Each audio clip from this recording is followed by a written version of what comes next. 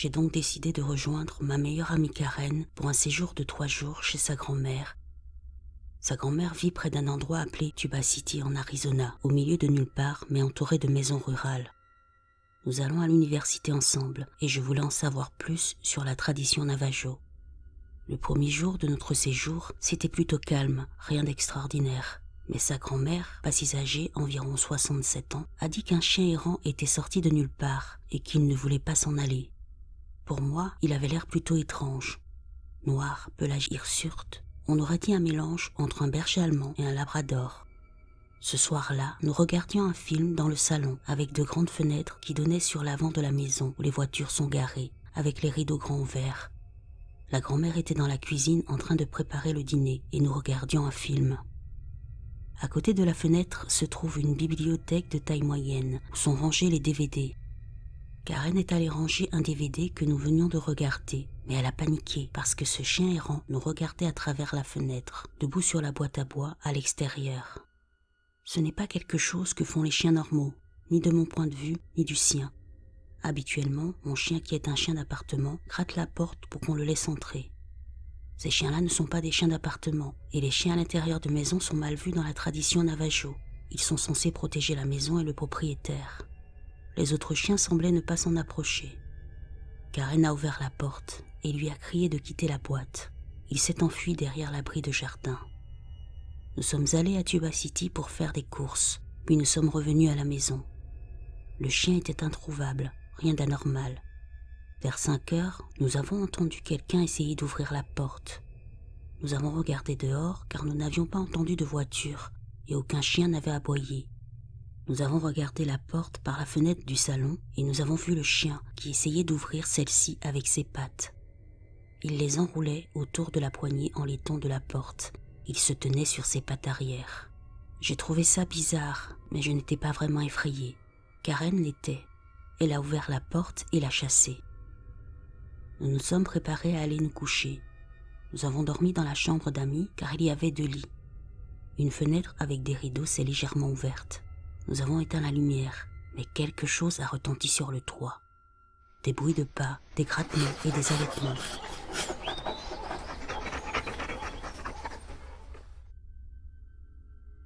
C'est bizarre parce que le toit est très haut. On aurait dit qu'il avait sauté sur le grand tonneau d'eau en plastique qu'ils avaient. Au début, nous avons entendu ce qui ressemblait à des aboiements, mais à mesure qu'ils devenaient plus forts, les autres chiens semblaient aussi aboyer contre je ne sais quoi.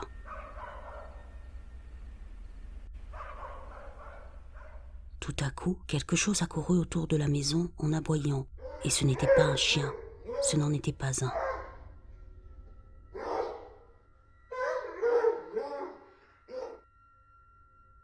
Cet aboiement semblait humain, une voix masculine profonde qui aboyait comme si elle savait que nous savions que ce n'était pas un chien. Exactement comme ça, en ajoutant les W, les R et les A. Puis il a recommencé à halter près de la fenêtre et nous avons commencé à paniquer. Karen a décidé, à mon avis c'était stupide, d'ouvrir les rideaux pour regarder dehors. Et voilà que le chien errant, sur ses pattes arrière, regardait dans notre chambre, mais cette fois il puait et les pattes étaient des mains déformées avec des ongles épais et pointus qui avaient poussé à cause de la lumière du couloir. Une fois de plus, en criant et en fermant les rideaux, la grand-mère est passée en courant par la porte et l'a vue.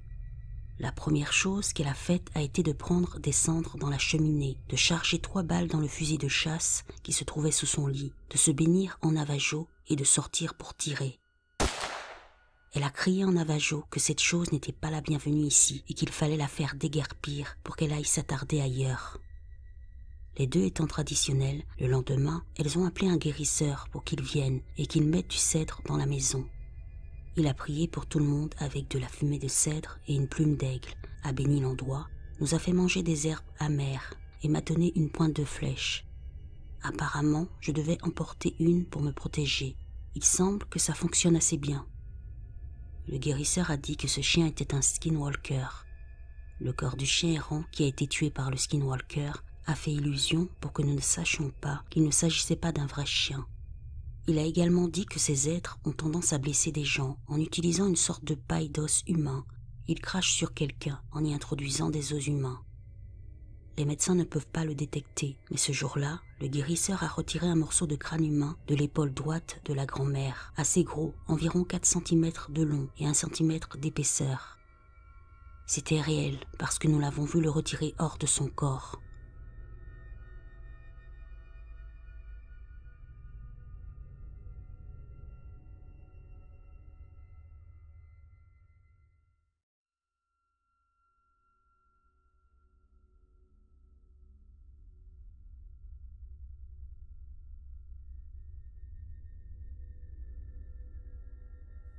Je jure qu'il y a une forme d'homme-loup, d'homme-chien, de loup-garou, de métamorphe, de skinwalker, peu importe le nom qu'on lui donne, qui vit dans ma province natale. Je les ai entendus, et je jure que je les ai vus. J'ai grandi dans une communauté rurale où les enfants les plus proches étaient à 10 minutes de marche. Nous avons toujours eu des animaux sauvages dans notre cour arrière, des ours aux coyotes, en passant par les hiboux, les renards et même les mouflettes et les porcs épics. Mon père était chasseur et nous a appris à reconnaître les bruits, les traces et même les odeurs terribles de la vie qui nous entourait. J'ai aujourd'hui 20 ans et je vis dans une grande ville à la périphérie de la ville. Je me souviens que les premiers signes sont apparus vers l'âge de 14-15 ans. J'essayais de dormir avec la fenêtre ouverte la nuit pendant l'été et j'entendais ces hurlements que je n'avais jamais entendus auparavant, qui me terrifiaient et me poussaient à claquer la fenêtre, à fermer les stores et à verrouiller tout ce que je pouvais autour de la maison. Je passais du temps à l'extérieur et je voyais des empreintes de pattes massives ou parfois des empreintes humaines pieds nus sur le chemin de gravier sablonneux. Il y avait parfois des odeurs nauséabondes. Ma mère prétendait toujours que c'était juste les ratons laveurs dans les bacs à compost, mais il n'y avait aucune chance pour que ce soit le cas. J'ai commencé à passer de moins en moins de temps dehors parce que je me sentais surveillée et en danger. Je ne savais pas quoi faire d'autre. Mon père a quitté ma mère et mon beau-père était un homme de la ville qui pensait que j'avais simplement peur de sortir parce que j'étais une fille. Il y a eu un événement il y a 3 ans lorsque j'avais 17 ans. Nous avions un ami de la famille qui avait un camp à 40 minutes au milieu de nulle part. Et bien sûr, étant moi-même, je voulais y aller et traîner avec tous les amis de mon âge. Nous y sommes donc allés. Pas de réseau cellulaire, pas de plomberie, toute l'électricité était alimentée par l'énergie solaire. Aucun de mes amis n'était là, et tous les adultes sont allés boire un verre dans 3 camps différents, et j'étais coincée avec tous les enfants de 13 et moins. Du babysitting gratuit, n'est-ce pas? Bref, je m'étais installée et je lisais un livre avec ma lampe de poche, pendant que les enfants regardaient un film sur leur tablette. J'ai entendu un bruit étrange, je me suis levée de mon livre, et je suis allée voir si c'était l'un des adultes du groupe. Mais dès que j'ai passé la tête par la porte et que j'ai remarqué une horrible odeur de pourriture, le bruit s'est arrêté et il n'y avait personne. Je jure que j'ai jamais eu autant de frissons qu'à ce moment-là. Les poils de mon cou se sont dressés et j'ai claqué la porte bruyamment et je l'ai verrouillée.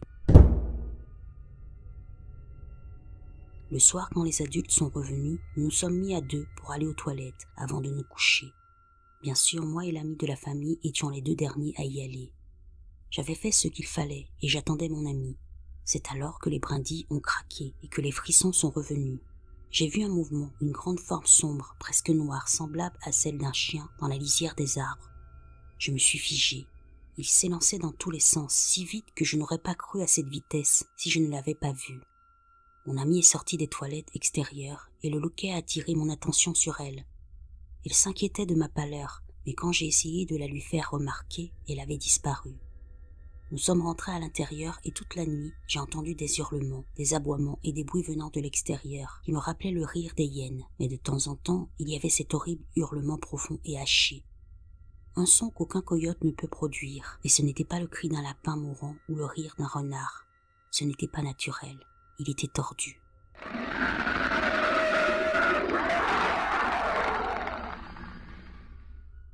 Je raconte ça parce qu'il y a environ un mois, j'étais sortie avec mon petit ami pour une petite balade nocturne le long de la côte, à une certaine distance de la ville.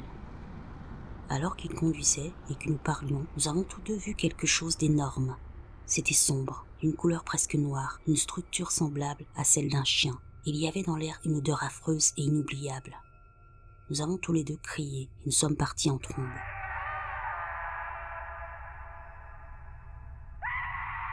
Je l'ai convaincu qu'il s'agissait d'un ours noir, mais c'était impossible. Il était bien trop grand et trop maigre pour un ours à la fin de l'été. Je sais que c'était cette chose, mais chaque fois que j'en parle à quelqu'un, on me dit que je suis folle, que j'entends simplement des coyotes, car il n'y a pas de loup dans notre province. Devrais-je m'inquiéter?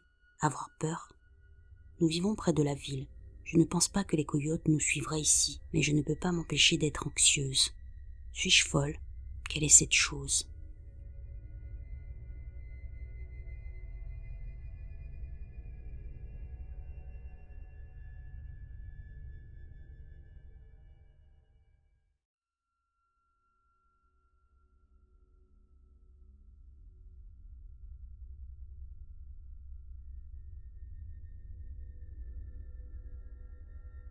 Cette expérience est celle de mon fiancé qui a vécu cela quelques années avant notre rencontre.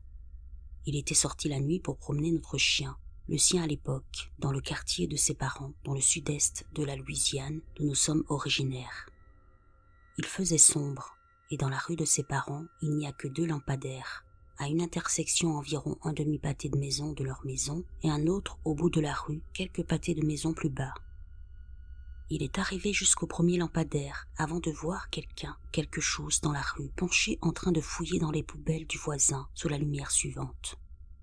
Il a dit que la chose semblait avoir une fourrure de couleur sombre, comme noir, gris foncé ou marron. Il s'est arrêté avec le chien.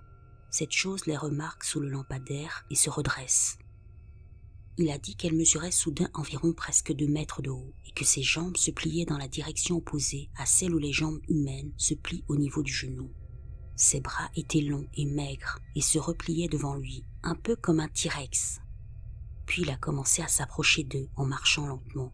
Alors mon fiancé s'est arrêté et a fait demi-tour pour retourner à la maison. Il a regardé derrière lui et la chose avait accéléré. Alors il a fait de même, et finalement, la chose s'est mise à courir à toute allure.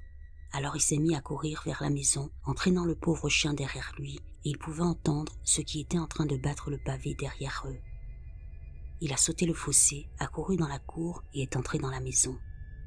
Il a déclaré que quelque temps plus tard, il a remarqué de très grandes empreintes de pas inhumains dans la cour, littéralement sur le chemin en béton qui mène à leur porte d'entrée. Quelques nuits plus tard, il est sorti fumer vers 3 ou 4 heures du matin. Il y avait d'autres empreintes de pas sur le béton, juste devant la porte, comme si cette chose était restée là, à regarder par la fenêtre géante de la porte d'entrée. De plus, cet été-là, beaucoup d'animaux domestiques ont disparu dans la région. On ne pouvait pas passer un pâté de maison sans voir des affiches de disparition placardées un peu partout.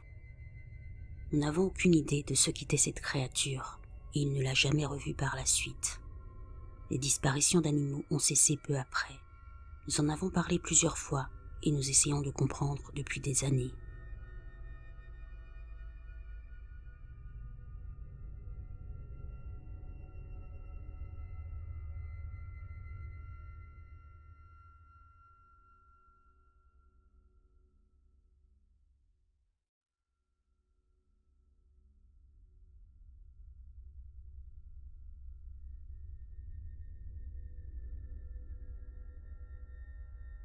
Ma mère a fait de nombreuses rencontres étranges et paranormales au cours de sa vie et a notamment rencontré son propre doppelganger lorsqu'elle était enfant.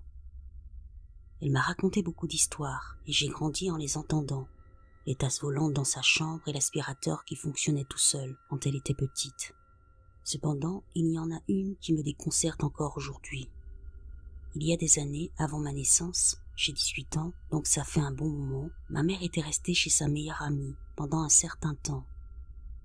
Sa meilleure amie était mariée, donc son mari était aussi là, mais lui et ma mère n'interagissaient pratiquement pas lorsqu'elle était là. Ils se tenaient toujours à l'écart, et c'est encore le cas aujourd'hui, même s'ils sont toujours amis. Comme l'a raconté ma mère, elle était garée dans l'allée de son amie, attendant que celle-ci sorte pour qu'elle puisse partir. Ma mère était seule dans la voiture, en train de tripoter les boutons et autres, et elle a jeté un coup d'œil dans le rétroviseur. Ce qu'elle a vu l'a horrifiée. Dans le rétroviseur, elle a vu un grand chien de couleur sombre, marchant sur ses pattes arrière. Comme je suis sceptique, j'ai demandé à ma mère si c'était juste un gros chien qui se dressait sur ses pattes arrière et qui se servait de la voiture pour s'appuyer. Elle a insisté sur le fait que non, il marchait comme un humain. Il n'a pas touché sa voiture. Il a marché sur le trottoir comme le ferait un humain. Il ne s'est jamais mis à 4 pattes. Il marchait sur ses 2 jambes, elle le jure, et je peux voir à la terreur sincère dans ses yeux qu'elle dit la vérité. Je lui ai demandé si elle avait vu les pattes. Elle m'a répondu que dès qu'elle avait regardé derrière elle, il s'était volatilisé comme un fantôme. Quand elle a regardé autour d'elle, il n'y avait pas un seul chien ou une seule personne en vue. Ce n'est pas la partie la plus effrayante, pour moi en tout cas. Quelque temps après, ma mère a rendu visite à sa meilleure amie et lui a raconté exactement ce qu'elle m'avait dit à propos du chien marchant derrière la voiture dans son allée, parce qu'elle n'en avait jamais parlé à personne. Sa meilleure amie l'a regardé, le visage pâle, et a dit « Mon mari m'a dit qu'il l'avait vu aussi. Il marchait sur 2 jambes. » Donc 2 personnes ont vu exactement la même créature, au même endroit, à des moments différents. Quoi qu'il en soit, ma mère n'est jamais retournée là-bas après ça et a été heureuse lorsque son amie a déménagé quelques années plus tard. Je suis sûre à 99% qu'il ne s'agissait pas d'un ours ou d'un animal sauvage, puisque c'était en pleine ville et qu'il n'y avait pas d'animaux sauvages dans cette région. Il n'y a pas de bois près de la maison, et ma mère jure que c'était un chien, plus précisément un chien marchant sur ses pattes arrière. Je suis terrifiée, car je viens de passer mon permis de conduire, et si je vois cette chose ou quoi que ce soit d'un peu anormal, j'aurai une crise cardiaque. J'aimerais avoir plus d'informations sur ce chien qui marche. Qu'est-ce que ma mère et le mari de son ami ont vraiment rencontré ces jours-là? De nos jours, nos voitures sont équipées de caméras de recul. Je ne veux pas voir des gens inhumaines marcher comme ça dans ma caméra. J'ai déjà un tas de choses étranges qui se passent, et j'ai peur.